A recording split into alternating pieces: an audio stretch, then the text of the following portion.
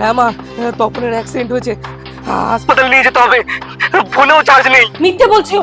হ্যাঁ, বন্ধুর অ্যাক্সিডেন্ট হয়েছে, রাস্তায় আছে, কিন্তু কোনো গাড়ি ঘোড়া বা লোকজনের আওয়াজ নেই। কিন্তু কেন?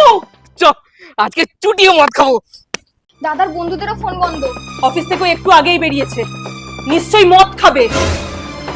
ওর বাবাটাও মদে শেষ হতে চললো, আর এখন ছেলেটাও।